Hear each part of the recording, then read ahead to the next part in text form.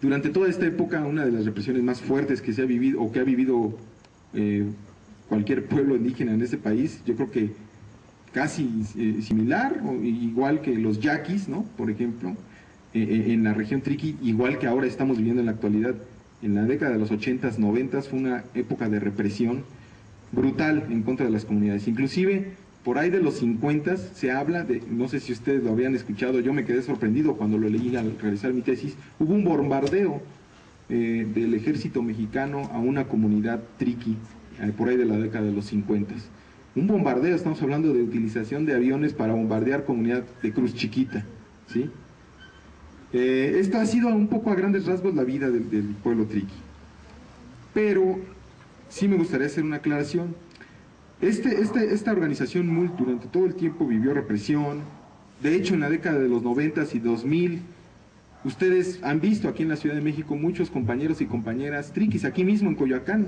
Hay gente, artesanas que se dedican a vender sus artesanías, su trabajo.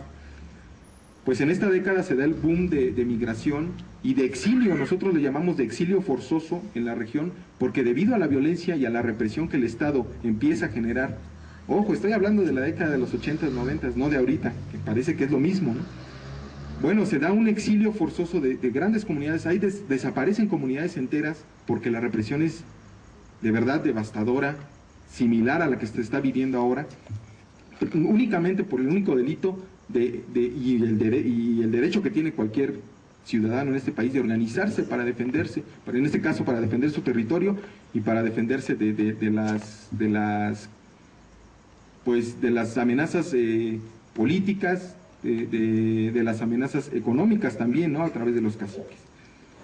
Toda esta década, a lo largo de toda esta década hay una expulsión de triquis y de familias enteras que se van y migran principalmente a la Ciudad de México, otros van de jornaleros agrícolas a Veracruz, hacen toda una ruta de jornaleros agrícolas, y ahora actualmente podemos ubicar comunidades triquis enteras, pueblos prácticamente enteros de triquis, prácticamente alrededor de 2 estados de la República, y además los que se encuentran en estados de la Unión Americana.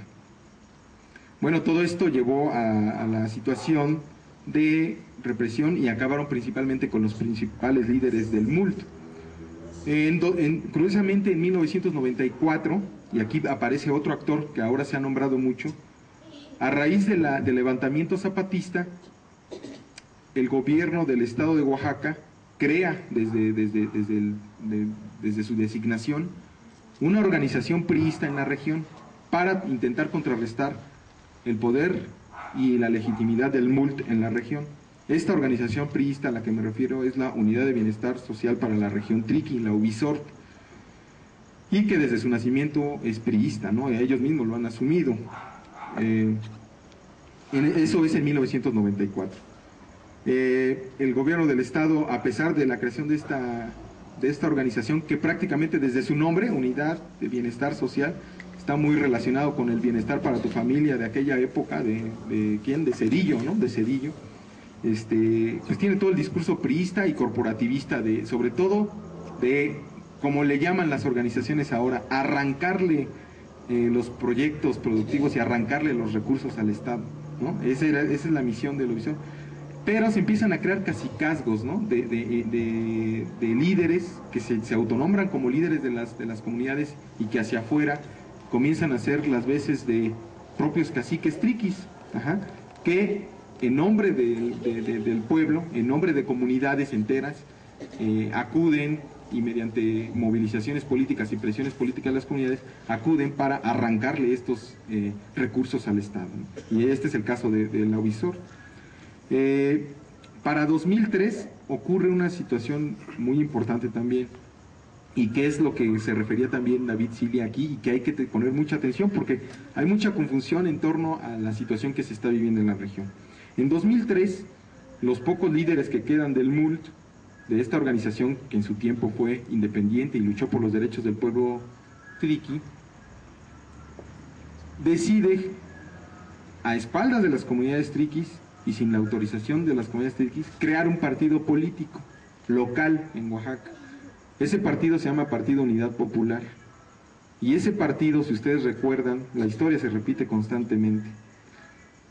En 2004, cuando fueron las elecciones para gobernador y cuando mediante unas elecciones muy controvertidas y sobre todo muy cuestionadas, llegó a la gubernatura Ulises Ruiz Ortiz, el Partido Unidad Popular lo que hizo, o la función que jugó, es esa figura que hacen los partidos satélites, ¿no?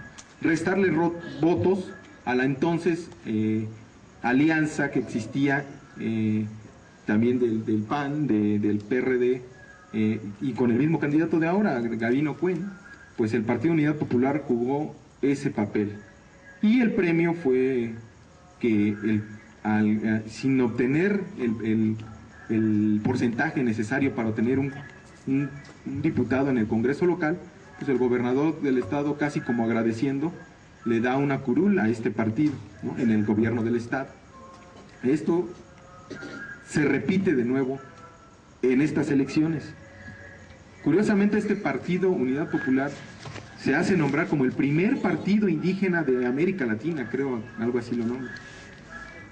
Y en ese entonces, a quien propone como candidato estaba Gabino Cue, Ulises Ruiz y Héctor Sánchez, personaje también de dudosa reputación política, lo proponen como candidato del Partido Unidad Popular.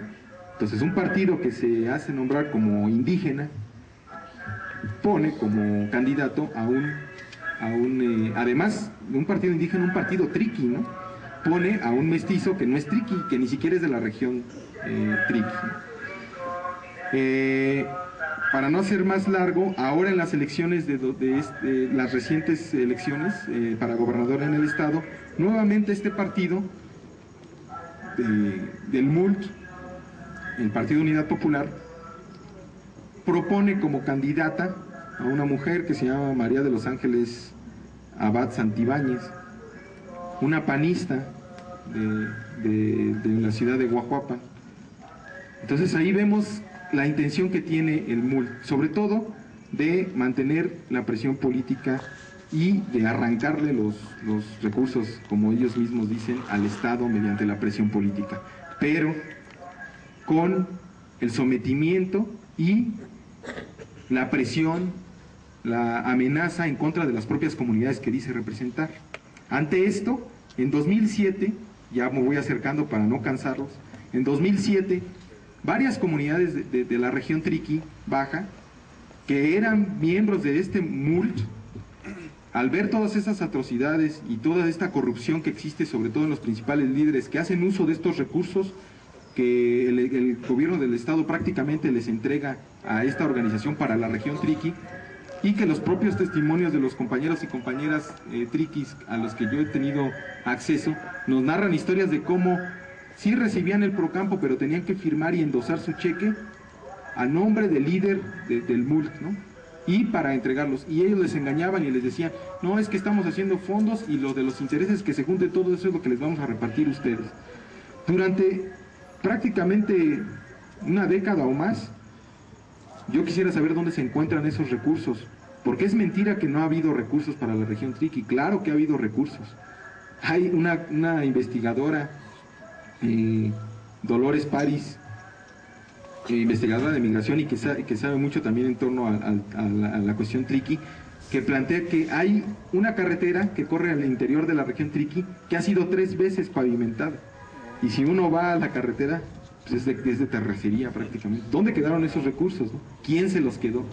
Este reclamo de las comunidades y este cuestionamiento a las propias personas que se dicen representar al pueblo triqui hace que en 2007 diversas comunidades, varias comunidades, como ya mencionó algunas David Cilia, pero entre ellas Paraje Pérez, Yosoyusi, Agua Fría, San Juan Copala, Guadalupe Tilapa, Santa Cruz Tilapa, deciden decir hasta aquí con el MULT y hacen públicamente su deslinde tanto del MULT como de Ubisort.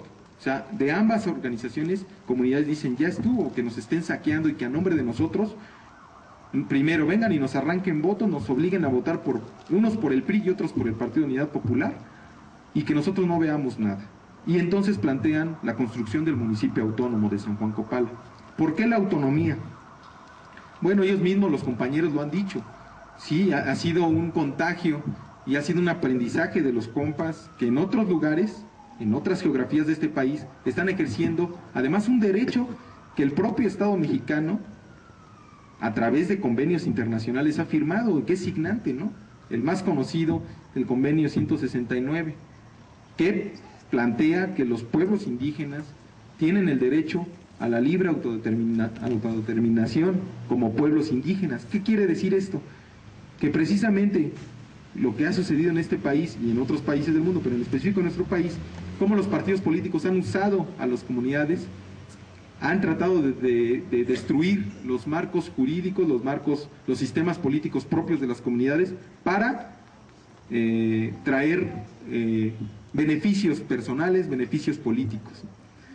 Y bueno, haciendo alusión a esto y a las demás experiencias autonómicas en el país, como son las juntas de buen gobierno, con los zapatistas, o la policía comunitaria en Guerrero, que acaba de cumplir su 15 aniversario, o lo que los compañeros yaquis, ¿no? O en otros lugares donde se está ejerciendo la autonomía en los hechos, porque los acuerdos de San Andrés fue una jugada que le hicieron a los pueblos indígenas de este país, ¿no?